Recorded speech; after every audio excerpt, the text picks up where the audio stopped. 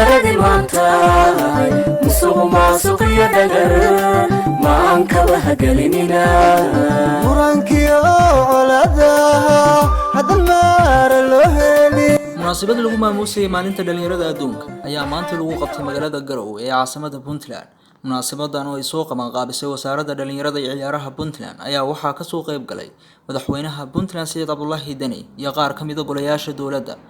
sidoo kale waxaa ka soo qayb galay munaasabada barbaarta caasimada fanaaniin iyo mas'uuliyiin kale. Wasiirka wasaaradda shaqada iyo shaqaalaha Puntland Jaamac Faarax ayaa sheegay in wasaaraddiisu muhiimad gaar ah ay siiso dhalinyarada.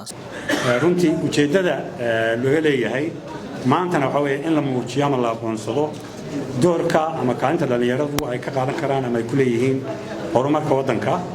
runtii waddankeena Puntland boqolkiiba maxay tahay 70 iyo wax ka badan ayaa dhalinyarada. sidaa daraadeed kulli waxaan aaminsanahay in horumarka Puntland uu yahay horumar ay dhalinyaradu ay sabab tahay. sidoo kale madaxweynaha Puntland Saciid Cabdullaahi Dani ayaa dhalinyarada ku booriyay inay bartaan xirfadaha ay ku shaqeystaan. marka ugu horeysa hambalyo maalinta dhalinyarada adduunka oo runtii maalin ku astaysan in la xasuusto dhalinyarada doorkooda laguna baraarugo qabadkooda. intaan hadalkayga bilaaban waxaan rabaa halka inaan ka sheego kooxda Mahuraan Baan inay ka tirsan tahay wasaaradda shaqada iyo shaqaalaha dhalinyarada marka runtii dhalinyaradu fursad baad haysataan weli.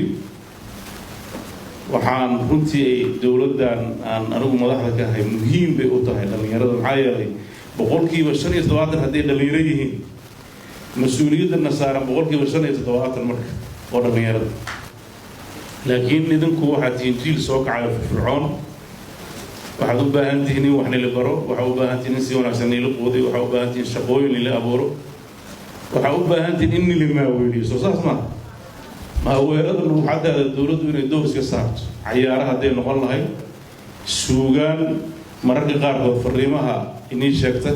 Cabdilaahi Bakayle wararka telefishinka caalamiga ee Real TV magaalada Garowe.